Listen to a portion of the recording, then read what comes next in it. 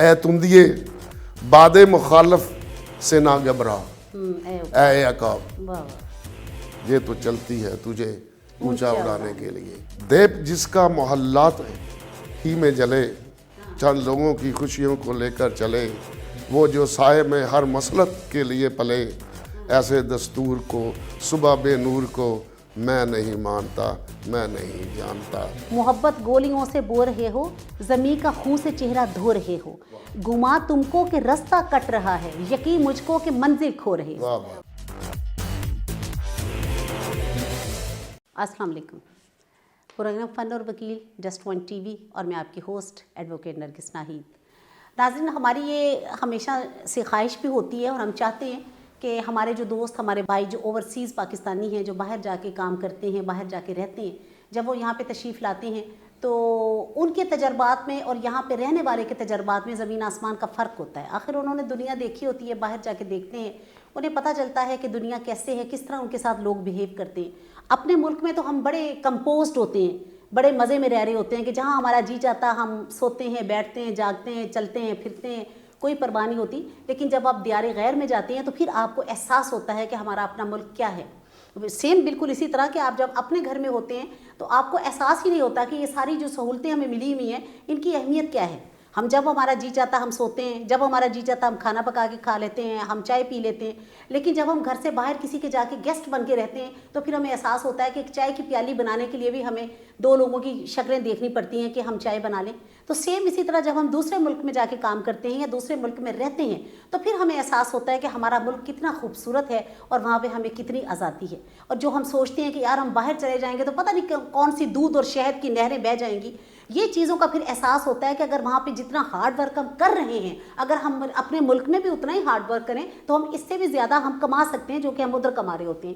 لیکن بہرحال خیر، آج ہمارے ساتھ ہمارے دوست، ہمارے بھائی جناب چودھری تاج بن سجا وہ ہمارے ساتھ موجود ہیں ہمارے جسٹ ون ٹی وی پہ۔ ابھی تھوڑی دیر پہلے ہائی کورٹ میں ان سے ملاقات ہوئی تھی تو میں نے ان سے کہا، میں نے کہا سر ان کی ایک پولیٹیکل بڑی لمبی چوڑی ان کی پیچھے کی اسٹرگل ہے، تو میری خواہش تھی کہ ہم دوستوں کے ساتھ کچھ ان کے اچھے تجربات بھی آپ کے ساتھ شیئر کریں اور کچھ ان کی باتیں شیئر کریں۔ تو آج ہمارے اسٹوڈیو موجود ہے۔ السلام علیکم سر۔ وعلیکم السلام جی، بہت شکریہ sir, thank you very much. بہت شکریہ آپ نے ہمیں انوائٹ کیا۔ نہیں sir, so nice of you, thank you very much. یہ تو چینل آپ کا ہے اور سب آپ کی محبتیں۔ اچھا سر، تھوڑا سا یہ ہے کہ میں نے دیکھا ہے کہ آپ نے ہر چیز چھوڑ دی، پڑھائی کی طرف کوئی توجہ نہیں دی، پریکٹس کسی چیز کی طرف نہیں، لیکن اگر آپ کا شوق رہا تو آپ کا ایک پولیٹیکل بڑا شوق رہا اور پولیٹیکل بڑی ایک اسٹرانگ آپ کی ایفیلیشن رہی پولیٹیکل پارٹی کے ساتھ۔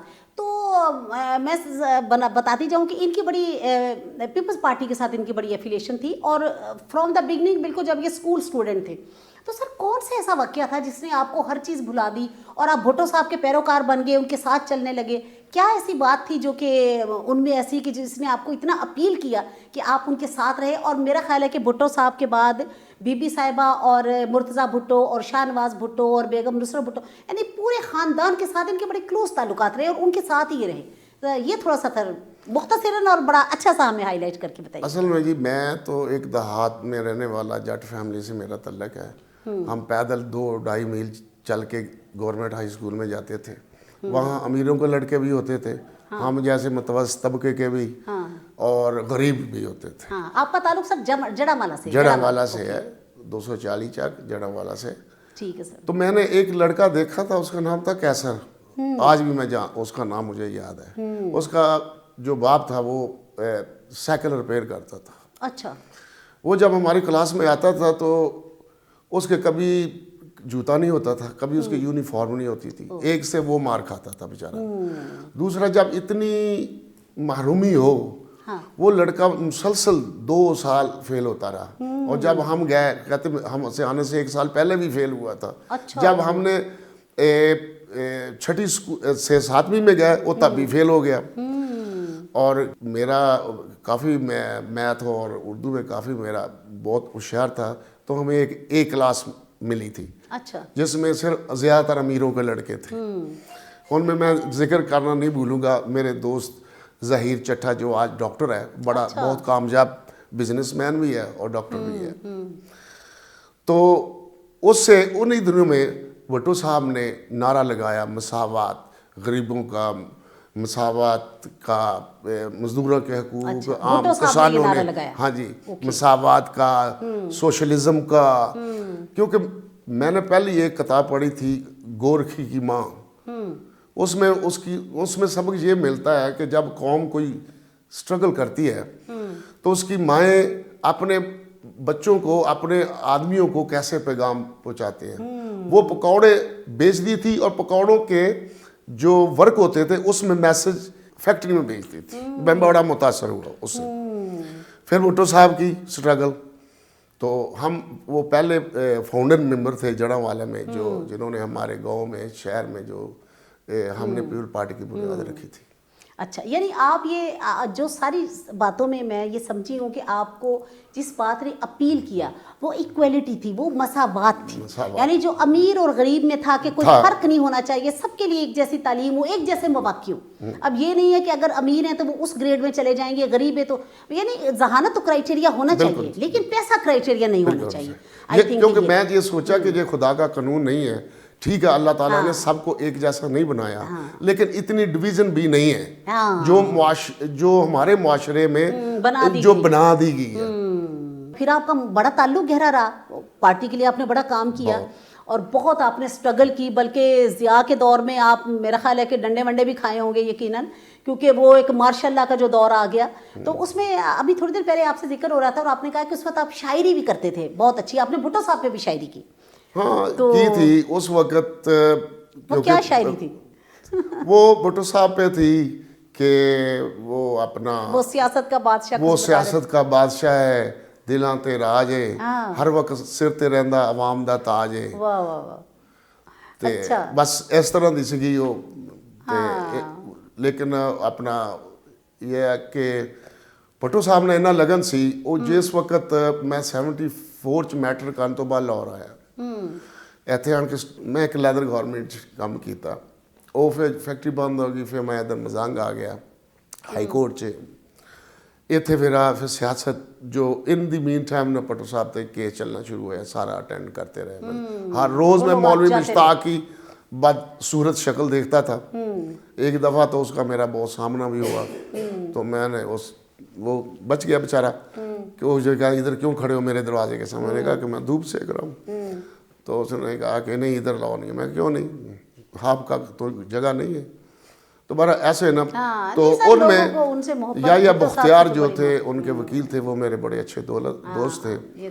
تو اس وقت بھٹو صاحب کا کیس سارا میں نے اٹینڈ کیا۔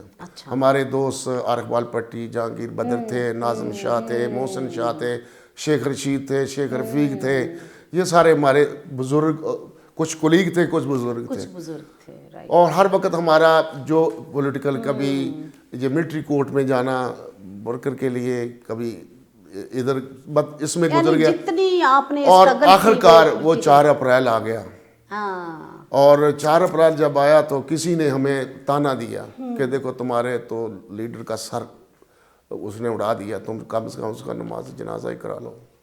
تو اللہ بخشے جسٹس شوکت تھے، انہوں نے ہماری کچھ مدد کی۔ میں نے وہ کوئی پیپر نارگلی سے خریدے، کوئی مارکر خریدے، ہم نے 350 پمفلٹ، میرے ساتھ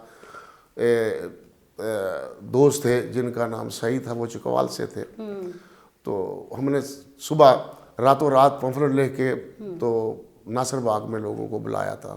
پھر اس میں ہمارے بہت پیارے دوست، وہ ایکس جنرل سیکرٹری بھی تھے پیپل پارٹی کے، جسٹس سعید حسن شاہ، جسٹس سعید حسن، ملک سعید حسن، تو انہوں نے آن کے تقریر کی۔ وہ پھر یہ ہے کہ مار تاڑ ہوئی، یہ ہوئی، اس میں پھر یہ ہے کہ ہر روز میٹنگ کرنا، ڈیمونسٹریشن کرنا، لکھنا مارشل لا کے خلاف، مارشل لا ختم کرو۔ وہ کیس کافی بن گیا، کچھ تو پراپرٹی ڈیمیج کے، کچھ ویسے ہی۔ پھر مجھ پہ ایک لیبیا کیس بن گیا، تو اس میں مجھے 28 سال سزا ہوئی ملٹری کورٹ سے، اور اس صورت میں انہوں نے سب لوگوں کو پکڑنا شروع کر دیا۔ اس وقت نواز شریف آ چکا تھا اس میں پنجاب میں، وہ ضیاء نے کام شروع کیا تھا نا، پکڑ دھکڑ کا سارا۔ تو میں پھر بارڈر کراس کر کے افغانستان چلا گیا۔ اچھا وہاں چلے گئے. پھر اس کے بعد آپ لیبیا میں بھی تو رہے بہت عرصہ. ابھی وہاں سے پھر ظفر قاضی صاحب ابھی ہائی کورٹ مجھے ملے ہیں, ایڈوکیٹ ہائی کورٹ ہمارے سینئر, تو وہ بتا رہے تھے کہ لیبیا میں بہت عرصہ آپ ساتھ رہے. وہ یوں ہوا کہ جب میں بارڈر کراس کیا تو میں ترکھم کا بارڈر وار تھی. ہاں ظاہر ہے. ایک مجاہدین کو پیسے دیے میں نے 500, اس کو یہ کہا کہ صرف مجھے بارڈر دکھا دو پاکستان کا کون سا بارڈر ہے افغانستان کا. تو میں بھاگ کے جا کے ان کی ملٹری میں گھس گیا. ہاں یعنی یہاں سے تو آپ نے ایک دفعہ اپنی بس جیسے سمجھ لیں کہ یہاں سے اس ایٹماسفیئر سے جان چھڑائی کہ جو کچھ ہو رہا تھا کچھ سارا کچھ. یہ آرڈر تھا ان کو کہ ان کو فنش دیم اریسٹ دیم. تو اس میں ہمارے بہت سے پیپل پارٹی کے لوگوں پہ بہت ظلم ہوا. قلعہ میں ان کو بہت عزیزتیں دی گئیں, کھوڑے بھی لگے, بہت مارا گیا. بہت مارا گیا, بہت. وہ واقعہ تو ایک بڑا ہم تو اذیتناک, خوش قسمت تھے, بچ گئے. ایک بڑا آمریت کا اذیتناک دور تھا. اور آمریت کے خلاف تو ہم ہمیشہ ہی رہے ہیں, لڑے تھے. اور آمریت کے خلاف ہم اب بھی آمریت کے خلاف ہیں کہ آمریت تو آپ دیکھیں نا, جمہوریت تو ہونی چاہیے. جمہوریت کہتے ہیں نا بری سے بڑی جمہوریت جو ہے وہ بھی اچھی سے اچھی آمریت سے اچھی ہے, کسی صورت ہر حال میں اچھی ہے. اچھا سر, اس کے بعد لیبیا میں آپ رہے, میرے خیال شاہ نواز بھٹو صاحب کے ساتھ رہے, مرتضیٰ بھٹو کے ساتھ رہے. اس میں یوں ہوا کہ جب میں افغانستان سے جب وہ مجھے جلال آباد میں لے گئے, گورنر سے میری ملاقات کرائی, تو انہوں نے مجھے گیسٹ ہاؤس میں ٹھہرا دیا. اور ایک ہفتے کے بعد پھر وہ مجھے رشین جنرل تھے, فوکر طیارے کے ذریعے کابل پہنچایا, انٹیلیجنس آفس میں لے گئے. وہاں سے پھر انہوں نے میسج بھیجا اپنے مرتضیٰ کو کہ یہ ایک آدمی آیا, آپ اس کی پہچان کریں, آپ کا آدمی ہے یا نہیں ہے. وہ پھر اپنا میرا خیال ہے کہ سہیل تھا مرتضیٰ کا جو سیکٹری تھا, سہیل سیٹھی, وہ آج بھی بیچارہ پشاور میں رہتا ہے. تو اس نے کہا, مجھ سے سوال کیے تو میں نے بتایا, اس نے کہا جی یہ ہمارا آدمی ہے. پھر انہوں نے مجھے ہوٹل میں ٹھہرا دیا. پھر لیبین ہمارے دوست تھے کیونکہ ہماری گائے بگائے مدد کر دیتے تھے. اس کے بعد سر یورپ آپ چلے گئے, پھر وہاں پہ جا کے آپ نے سٹورز وغیرہ آپ نے, ظاہر ہے کہ آپ نے جیسے بتایا کہ بیسٹ ویسٹرن سٹور تھے وہ آپ نے چلائے, 20 سال آپ نے. وہ جو کہ جب میں 83 میں ہم ادھر 3 سال پہلے لیبیا میں رہا, شاہ نواز سے بھی ملاقات ہوتی رہی, مرتضیٰ سے بھی ہوتی رہی, بڑا پیار ہو گیا ہمیں, ایک دوسرے کو جانتے تھے. اور جب میں نے لیبیا چھوڑا تو شاہ نواز اور میں اور اس کی وائف جو نا لیبیا چھوڑا تھا, کیونکہ وہ انہوں نے فیصلہ کر دیا کہ ہم نے لیبیا چھوڑنا ہے. اچھا, آپ نے بتایا ہے پہلے کہ جو بھٹو صاحب کا سب سے پہلا جنازہ پڑھایا تھا وہ آپ 3 لڑکے تھے جنہوں نے پڑھایا تھا اس وقت میں. ہاں جی, ایک مزنگ کا لڑکا تھا, ایک میں تھا, ایک چکوال کا لڑکا تھا, اور اس کا بھائی تھا. اللہ اکبر, اللہ اکبر. وہ اور ملک کے وہ منتخب وزیر اعظم تھے آپ کے, جن کے ساتھ اللہ تعالیٰ وہ جی اصل میں he was the safety of the father of Pakistan. اگر وہ قانون نہ دیتا 73 کا, یہ قوم ایک جگہ نہیں رہ سکتی. اگر وہ ایٹم بم کا بنیاد نہ رکھتا آج ہم سیف نہ ہوتے. اس میں تو کوئی شک والی بات نہیں ہے سر, بالکل. اللہ انہیں غریق کی رحمت کرے. اور پھر دوسری بات آپ یہ دیکھیں نا کہ انہوں نے اور بھی کتنا بڑا کام کیا. قادیانیوں کو انہوں نے غیر مسلم قرار دیا, اور بڑے یہ کھلے عام انہوں نے یہ بات کی, اور میں شراب بند کی, شراب. اور سر یہ صدقہ جاریہ ہے. انہوں نے جو کام کیے نا جی, اللہ تعالیٰ ان کو مغفرت عطا فرمائے, جنت الفردوس عطا فرمائے. اور ہمیں یہ ہے کہ ان کے ساتھ جو جوڈیشل مرڈر جو ہوا ہے نا, اور آج تک ہم اس کی قیمت ادا کر رہے ہیں. آج تک, آج بھی اس آمریت کے جو چیلے ہیں ان کے آگے چیلے جوڈیشری سسٹم میں اب بھی ہیں, جو انصاف, جو ان کو سپورٹ کرتے ہیں. عام آدمی تو پھانسی دے دیتے ہیں, ایک کرمنل آدمی ہو, ان کا اپنا آدمی جو ان کے آقا تھے, جنہوں نے ان کو اپوائنٹ کیا تھا, ان کو ضمانتوں میں ملک سے باہر نکال دیتے.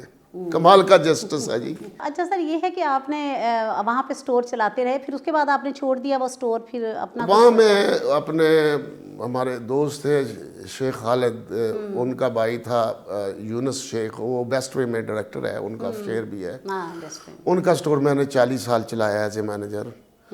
پھر میں نے 2016 میں حج پہ گیا, تو میں پھر میرا یقین نہیں مانتا تھا کہ اب میں حج کے بعد میں الکوہول بیچوں, پھر میں نے چھوڑ دی. اچھا اچھا, اب آپ اپنا ظاہر کاروبار سیٹل کریں گے, وہاں کریں گے, یہاں کریں گے؟ میں چاہتا ہوں کہ کسی نہ طرح یا تو پاکستان میں کوئی ایسا کاروبار کروں کیونکہ بہت عرصہ رہ لیا یورپ میں. ہاں اپنا ملک جو دل پاکستان میں لگتا ہے, جو اپنے لوگوں کے ساتھ دل دھڑکتا ہے وہ تو نہیں ہمیشہ ہے. لیکن ہماری یہ مجبوریاں بھی ہیں کچھ بچوں کی. ہاں بچے تو آپ کے ادھر ہیں. میں کہتا ہوں جو لوگ کہتے ہیں کہ ہم نے یورپ جانا ہے, خدا دا واسطہ ہی, خدا دے واسطے کبھی نہ جاؤ. اگر تم 6-7 لاکھ 8 لاکھ دے کے ادھر جاتے ہو, 8-10 لاکھ سے ادھر کام کرو, دن رات دگنی آپ کو ترقی میں ہوگی. اور جب اگر آپ چلے گئے شادی کر لی, پھر آپ کا آنا مشکل ہے. نہ آپ ماں باپ کے رہیں گے, نہیں بچے بھی نہیں آئیں گے, نہ آپ ماں باپ کے قابل ہی نہیں رہیں گے. اچھا سر, یہ تو بڑے جیالے رہے ہیں آپ, تو آپ کو تو کچھ پوئٹری شوٹری سے بھی دلچسپی ہونی چاہیے.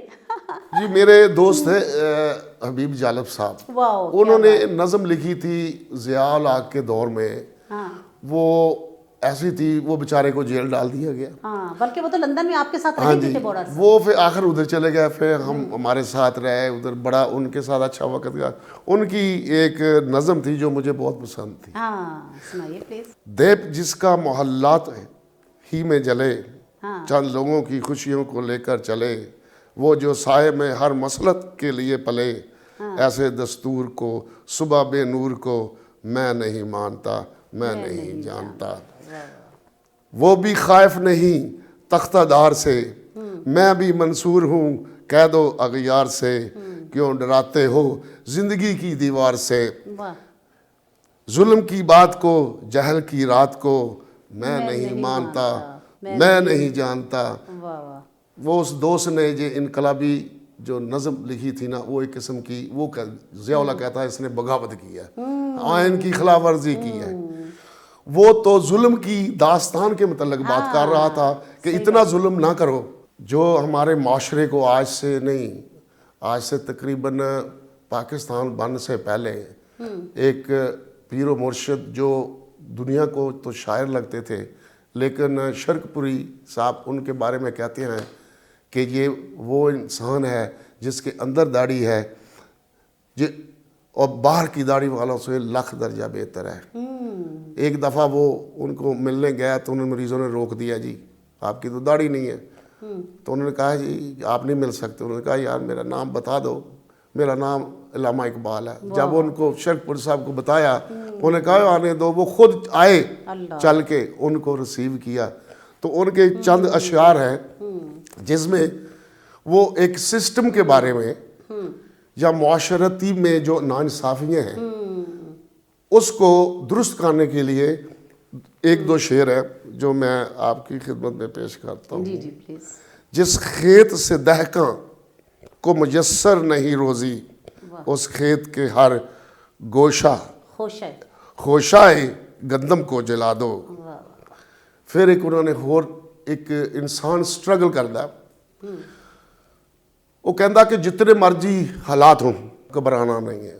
وہ کہتے ہیں اے تندیے باد مخالف سے نہ گھبرا, اے عقاب یہ تو چلتی ہے تجھے اونچا اڑانے کے لیے.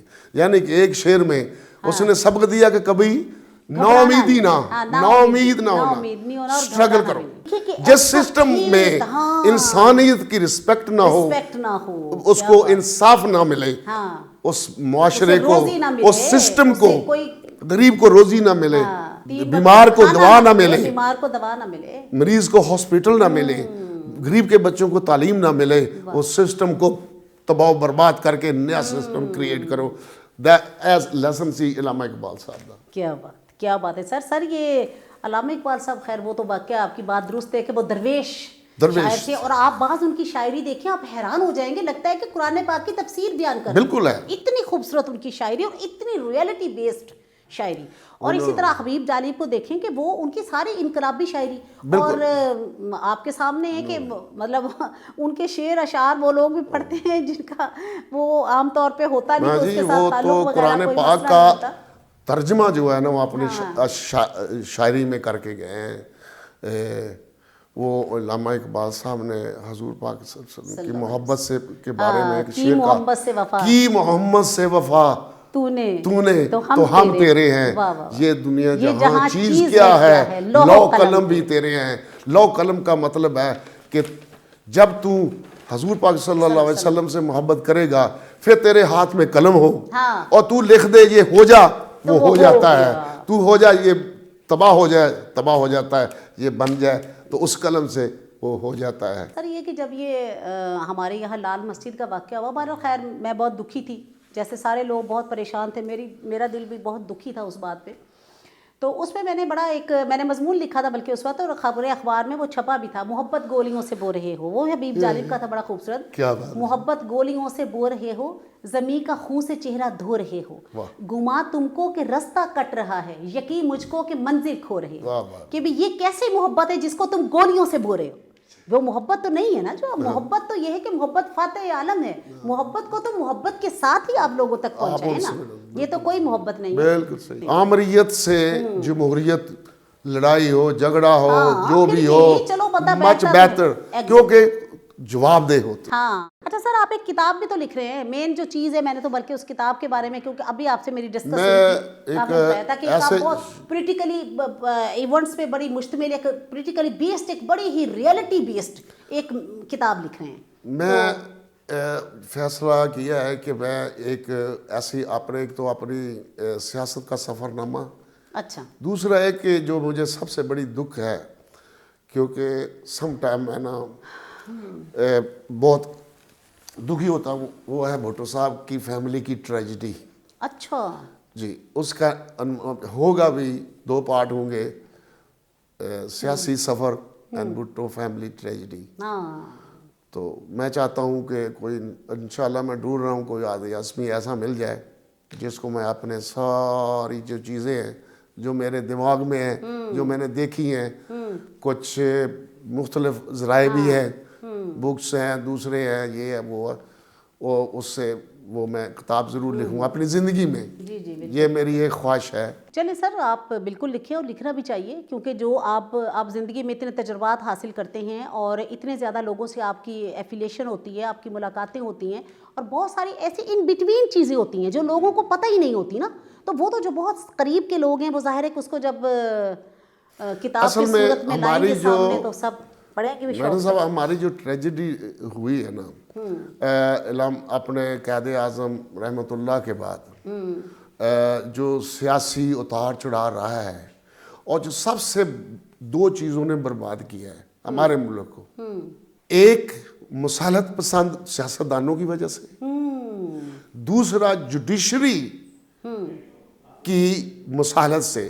میں اگزامپل دیکھا ہوں، جسٹس منیر کا فیصلہ ایوب دور میں، ٹھیک ہے، مولوی مشتاق اور 7-6 دوسرے ججوں کا فیصلہ، وہ اس سوسائٹی کو تباہ و برباد کر گیا، اور آخری جو کیل اس معاشرے میں لگائی تھی، وہ لگائی تھی مشرف دور میں جسٹس افتخار چودھری نے، جنہوں نے 3 سال اس کو یہ کہہ دیا کہ جو چاہے امینڈمنٹ کرو، جو چاہے کرو۔ اس نے اس معاشرے کو تباہ و برباد کر دیا، اور اسی وجہ سے، کیونکہ ڈکٹیٹر تھا، اس کی وجہ سے طالبان ہمارے ملک پہ چڑھائی کی۔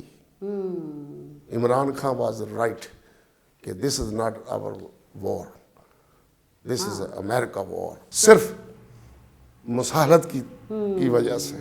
یعنی اب تک جتنا نقصان مصالحت کی وجہ سے ہوا ہے، آج دیکھ لو افغانستان کے لوگ ہر جگہ پہ ہیں، وہیں سے دہشت گرد آتے ہیں، ان کو وہ بٹھاتے ہیں، ان کو پہنچاتے ہیں، ان کو جگہ پر پہنچاتے ہیں۔ صحیح بات ہے، ہمیں تو اپنی فکر کرنی چاہیے کہ آپ اپنے ملک کی تو سوچیں نا، اپنے یہاں کے لوگوں کی سوچیں جو پریشان ہیں، بے روزگاری اتنی زیادہ ہمارے ملک میں ہے، پریشانیاں اتنی زیادہ ہیں، اللہ کرے کہ وہ ختم ہو ساری کی ساری، اور ہماری عوام خوشحال ہو، کہ یہ کہ ہم دوسروں کی لڑائیاں جا کے لڑتے پھریں۔ ٹھیک ہے sir, okay, thank you very much, آپ کا بہت شکریہ، آپ یہاں تشریف لائے۔ چلیں، جب آپ کتاب لکھ لیں گے تو آپ بتائیے گا، آپ کی کتاب پہ بھی ایک پروگرام ہوگا انشاءاللہ۔ انشاءاللہ تعالیٰ، تھینک یو ویری مچ کہ آپ نے مجھے انوائٹ کیا، اور میرے اپنے دل کی جو بات تھی بڑے عرصہ سے کہنا چاہتا تھے۔ چلے جناب، یہ تو بڑی خوشی کی بات ہے کہ آپ نے اس چینل کے توسط سے آپ نے اپنے دل کی بات کہی، اور جاتے جاتے پھر وہی چھوٹی سی بات، اپنا خیال رکھیے گا، اپنے دوستوں کا، اپنے رشتہ داروں کا، اپنے ارد گرد رہنے والے لوگوں کا، انہیں اپنا ہونے کا احساس دلائیے، ان کے چھوٹے چھوٹے کام کر کے ان کا خیال رکھ کے، اور ان کی جو سفرنگ ہے انہیں محسوس کیجیے، اس لیے کہ انسان تو پھر انسان ہے نا، اس کو یہ سب کرنا چاہیے۔ ایک بات میں کہنا چاہتا ہوں، جی پلیز، زندگی میں 2 چیزیں کرنا چھوڑ دو، جھوٹ بولنا چھوڑ دو، اور ماں باپ کی फरमा बरदारी करना सीख लो वाह। और आपकी हर चीज़ ठीक हो जाए। चलें जी, इन्होंने तो डायरेक्ट जन्नत का रास्ता जो है वो बता दिया है, क्योंकि झूठ जो है उम्मल खबाइस है, आपको पता है बुराइयों की माँ है झूठ। तो वो कहते हैं झूठ बोलना छोड़ दें और माँ बाप की फर्मा बरदारी करें, तो बस फिर आपको जन्नत के 8 जो दरवाजे हैं वो आपके लिए खुले हैं। तो जनाब इसके साथ ही प्रोग्राम ख़त्म करती हूँ। इंशाल्लाह ताला नेक्स्ट प्रोग्राम में फिर किसी और अपने लंदन मेहमान के साथ आपकी खिदमत में पेश होंगे। जब तक के लिए इजाज़त दीजिए। अल्लाह हाफिज़, फ़ी अमान अल्लाह।